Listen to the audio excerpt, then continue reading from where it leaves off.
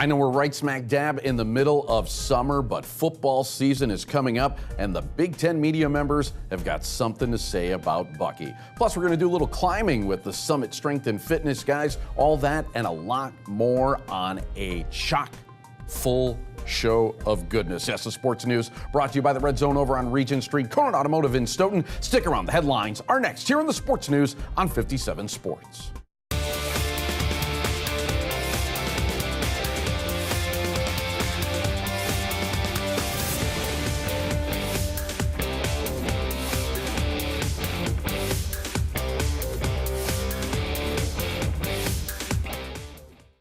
All right, welcome on into the sports news, your 30-minute look into the tackles, hits, checks, and dunks that make up the local sports scene. I am your host, Rich Reynolds, and as always, let's hit the ground running. Well, as we are pretty much smack dab in the middle of summer, the real dog days, if you will, are right upon us, with most sports eyes squarely fixed on baseball, as well they should be.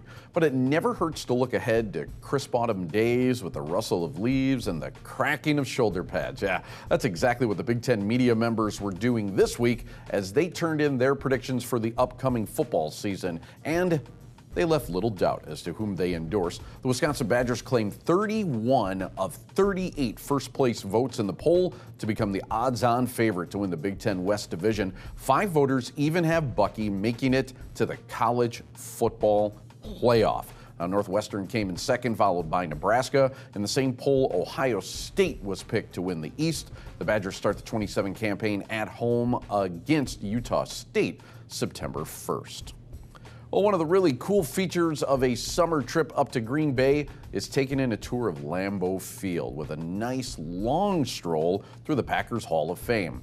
Now among the likes of Don Hudson, Bart Starr, and Brett Favre, you will be able to find 2 new Packers who were enshrined on Saturday in Titletown. Donald Driver, the Pack's all-time leader in receiving yards and receptions, and Mark Lee, who totaled 31 interceptions in his career, were inducted to the Packers Hall of Fame. Driver also had 743 catches and 62 touchdowns in his storied Green Bay tenure. The current Packers are NFC favorites in Vegas and start up their training camp this week. Well, another spectacular Madison Radicals regular season is in the books as the Rads finished off the Indianapolis Alley Cats on Sunday at Breese-Stevens Field. Madison finished the season at 12-2 and winners of their last 7 games, most of which haven't even been close. Next up for the Rads is when things start getting serious, as it's now playoff time in the AUDL. Madison will host the Midwest Division Championship game on Saturday night, August 12th, 6 p.m. at Breese-Stevens Field, and on the line, a trip to Montreal and the AUDL's championship weekend. By the way, keep it here to 57 Sports to keep up with all the Rads action and news. And with school being out during the summer, we haven't had too much in the way of prep sports to report on. Thankfully, there is the occasional all-star game, which is what we had Saturday at UW-Whitewater. Soccer was in vogue at Fiscom Field as a girls' game was highlighted by Milton's Carly Krebs, who scored the game's winning goal in the 51st minute. Oregon goalie Abby Breitbach notched 12 saves in the victory. On the boys' side, Mount Horeb head coach Mark Newman led his squad to the win. Thankfully, prep sports starts up again in August with a full slate of games in the A1 Furniture High School Bowl Series lined up for you right here on 57 Sports. Well, for more information and all the 411 on our headlines, check out these fine websites. Stick around. We have a jam-packed show as we'll do the interview thing next here on the Sports News on Wisconsin's 57 Sports.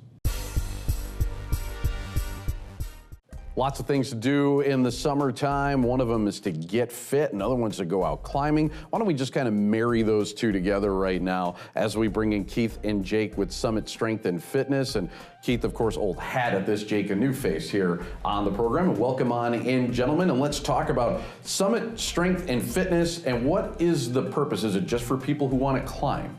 No, so the reason we created the space is to provide a facility where you can come in and practice a skill and learn how to climb or learn how to climb better. So it's more of a school of teaching. You're not just in there screwing around on your own. Yeah, and speaking of the school, Jake, you're one of the instructors and you teach the climbing movement class. Now, I'm thinking to do this, everyone's got to have like incredible upper body strength, right? No, not necessarily. In fact, like when I first started climbing, I couldn't do a single pull-up. But with movement and proper technique, you actually don't need to be incredibly strong to climb well, and that's one of the benefits of learning proper movement with climbing. Yeah, so technique key, as it is, I guess, in a lot of sports. And speaking of a lot of sports, doing the climbing movement class, now does that help you in other sports, and just how can that help you, or just in life in general? Well, by learning proper movement and technique with climbing, you learn a lot about body awareness, which can be applied to virtually any activity in life, from things like going for a run to even like simple things like walking upstairs. It's also a mentally challenging sport, since you need to push yourself physically while still maintaining that mental composure. And since you do use your whole body in every muscle group, it's a great way to cross-train and get overall stronger. Now, Keith, I know you guys do a lot of strength training there and stuff like that as well. So what's your approach when it comes to strength training? So my background, I'm a certified strength and conditioning specialist. That's where I kind of got into climbing. But we, approach it just like any other sport you would see. So first, I assess, how you are moving, and we try to, mobilize the big muscles and stabilize big muscles. So whether you're brand new to climbing, or brand new to strength and conditioning, or been doing it forever, we're going to break it down into the fundamentals and make sure you're moving properly before we start doing bigger lifts. And we try to make it as specific to whatever sport you're in there for. So we're not just training climbers. Ideally, you do come into climbing, but I still work with other athletes, and so we try to make it as specific as possible to your sport or activity. Very cool. And speaking of sports, is this one day going to become like a standard high school sport, climbing? Oh yeah, it's already starting to become that. Maybe not necessarily in where we're at, but not too far away from over in Milwaukee. There's more than 15 schools that have club climbing teams. So it's not too far off. It's getting close to us. Very neat. I know you guys work with a lot of people different ages. If we go into the youth movement, we'll have to hit on that next time, though. We're out of time. Yep. This time, Keith and Jake, thanks for joining us here on the Sports News. Thank you. Thanks. A special thank you to Conan Automotive in Stoughton for supporting local athletics. Familiar faces here now on the Sports News as we bring back in Bill and Jordan from Went Racing. We also bring in Tina, who's along as well, first-timer here on the show. Welcome on in as we talk to Went Racing. And again, I'm just flabbergasted. Love the story of how you become a Make-A-Wish kid, Jordan, all the way to making it out on the racetrack. If you could, and I guess this is for all you guys, what has that journey been like? How did that start, and how did you get to where you are?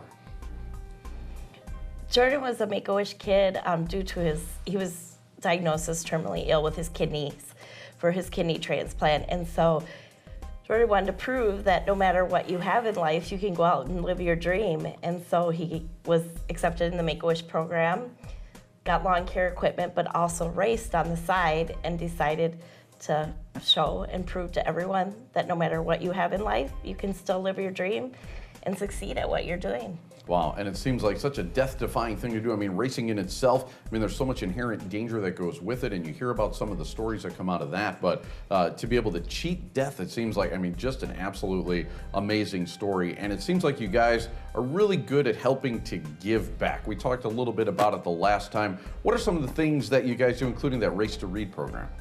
We give butts to all the children, and they went to my school and asked for butts to give to Boy Head Start for Race to Read, and everybody was happy for all the butts they got. It gives back to, people who always can't do those kind of things and have the opportunities to do that thing. That's what this world should be more about, is helping and caring and sharing. Absolutely, and paying it forward. Absolutely love that. Let's talk about the racing itself. Where are you guys racing this summer? How has it gone so far? I heard you guys got rained out a little bit. Yeah, we're supposed to race July 8th, and we got rained out in Sun Prairie. We're racing in Sun Prairie July 30th. And gonna go test the tracks up at Plymouth, Wisconsin on Saturdays when they have the races there. And what are you guys racing on? What kind of cars you guys drive? Well, it's a micro sprint car with wing. So it's got a 600cc Suzuki engine in it. It's very quick and looks like it's very fun for Jordan. I bet. This is great stuff, guys. We got about 10 seconds. If people want to follow you, how can they do that? You can go on wentzmotorsports.com. You can just follow Jordan's updates and stuff like that on his website. It's got My Pass on there. It gives him his times and race schedule and stuff like that, and also merchandise. The clothes that we're wearing, you can purchase on there for a very reasonable price, and just a lot of fun. You know, it will show all the stuff with George's community work and stuff like that too. Excellent stuff. Bill, Jordan, Tina, thank you so much for joining us here in the Sports News. Thank you. Brought to you by Conan Automotive, taking care of you by taking care of your family's car. Okay, some people are cat people. Me personally, I'm more of a dog person, and I got a feeling that our next guests are as well. Jeff and Kate Fuller are joining us for the first time here on the Sporting News. Welcome in, guys. You guys are with Sporting Dog Adventures TV. All right, so now what exactly is Sporting Dog Adventures TV, and how is it family programming? Well, we have a unique family program where we have our kids involved. We have 3 boys, 15, 16, and 12.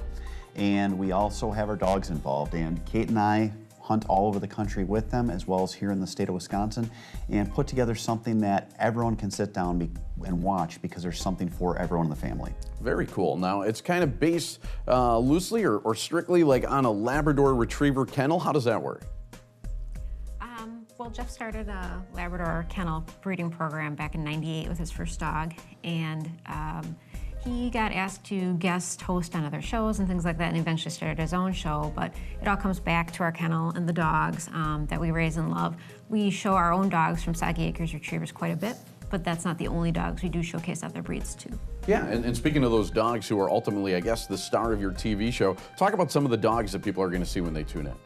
Well, we have our dog Rommel, who is in our theme song, and he's the one that we started the show with. He's a black Labrador Retriever. He's actually 11 and a half now, so he's headed toward probably just being more of a figurehead of the show. Okay. We've got our dog Pickett. We've got a dog named Ruger. We've got Pappy.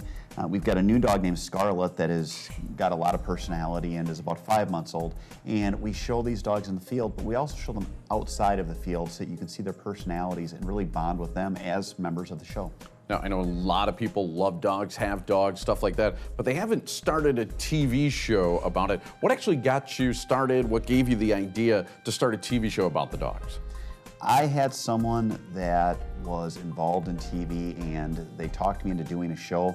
I honestly thought, hey, this is a great idea. I had been in law enforcement. I was a sergeant in the city of Muskego Police Department, and I got injured, had to retire, and I was looking for something to do. And I guess it was just an opportunity. We were on Outdoor Wisconsin, we were on a few other shows, and it's pretty much just snowballed from here. Very cool stuff. Now, you guys also do some hunts as well. What type of hunts do you have? As far as our format of the show, we do 8 waterfowl, 2 upland, and 3 big game shows. And that is pretty much how our season is set up. We also have our segments. Kate has a segment. I do the What's Cooking with Kate, and we basically show people how to prepare the wild game that they've taken. As well as we have training tips and we have product tips. Wow, very cool. And a new lodge as well, is that right? Yep, we actually just bought a property in Big Green Lake area, Green Lake County.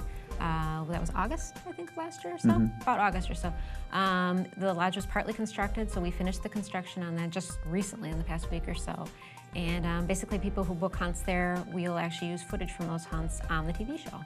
Excellent. Hopefully people get involved on this. Good stuff. Nice having you here. Jeff and Kate, thanks for being on the show. Thank you so much for having us. A special thank you to Conan Automotive in Stoughton for supporting local athletics.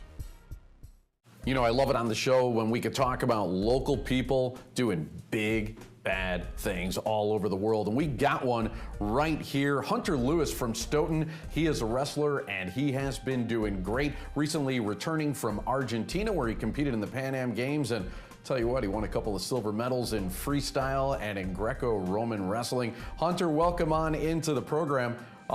You know, you've done a lot of traveling overseas for wrestling. What though made this trip to Argentina so special for you? Well, I was formerly representing the USA. Yeah. Yeah, I think that's a huge deal, getting picked by your country to represent your country. So as far as the Pan Am Games go, which you recently went to, now, can anyone compete at this event? How do you get selected? You get selected through competing at World Team Trials. I got 3rd and 7th, 3rd in Greco, and 7th in freestyle. And since I placed both in both styles, I was able to compete at this. Wow, excellent stuff. So that's a lot of competition, a lot of pressure. So that's great that you're able to achieve such a high level in it. Tell me, in all your travels then, so you just got back from Argentina, how many countries have you been to, and are there different like training techniques in each country? I've currently been to 17 countries now, and there's definitely differences in their training. Like in Poland, a lot of gymnastics and warm-ups, and like Sweden and Hungary, it's mainly Greco-Roman wrestling they do, which in the United States, there's 3 styles: folk style, freestyle, and Greco. Okay. Yeah, my wife is actually from Poland. Did you like the...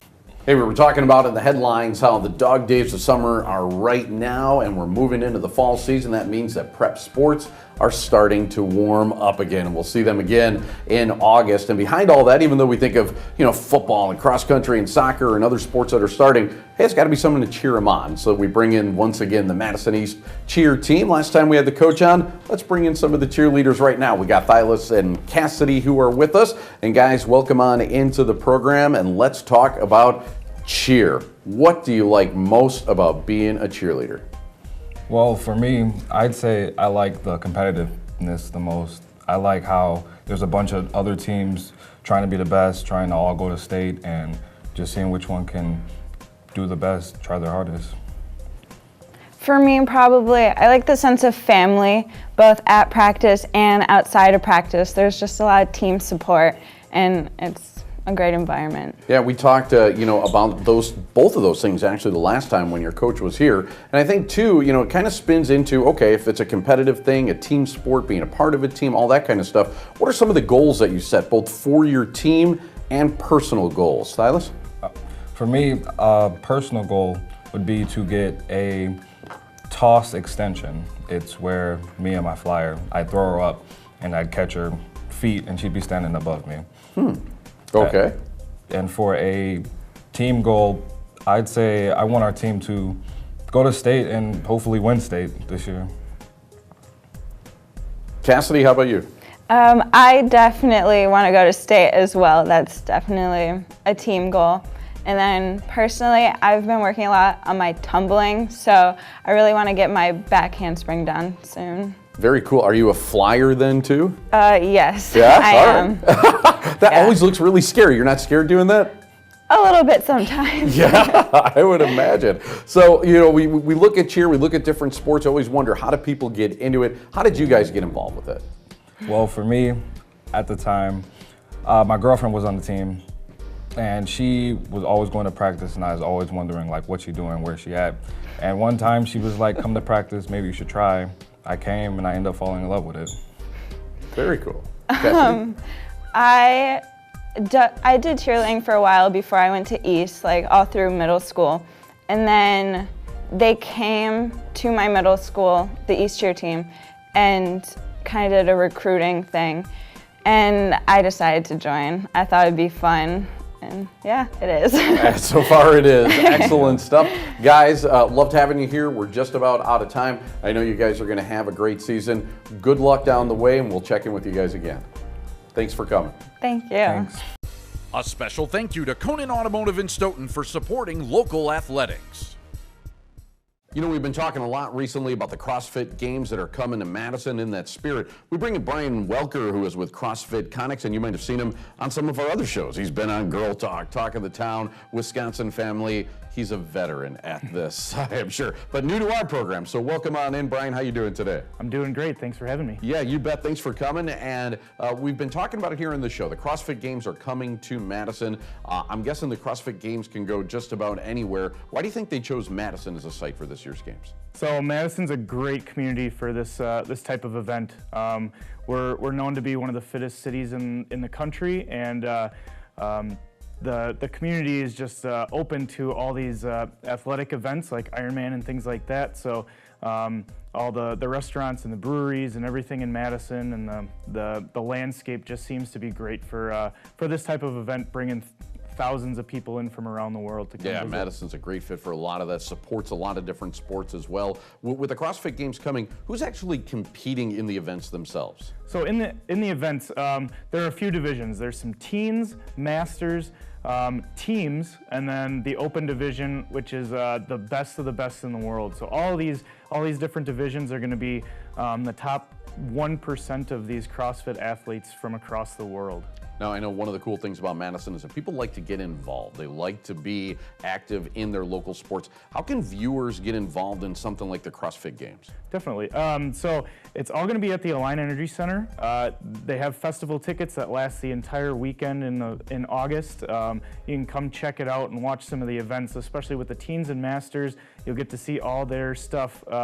And then any of the outdoor events, but just kind of being around town, you're going to see all these spectators from around the world checking out what Madison has to offer as far as restaurants and the environment. So just kind of introduce yourselves, make them feel welcome, and over the next couple of years, they're going to be coming back, and we want to make it a great place for them to visit. Huge venue there at the Align Energy Center. What are some of the things to do while you're at the games? So there's a great vendor village. You can kind of see some of the different equipment that all the athletes are going to be using, as well as some of the gear.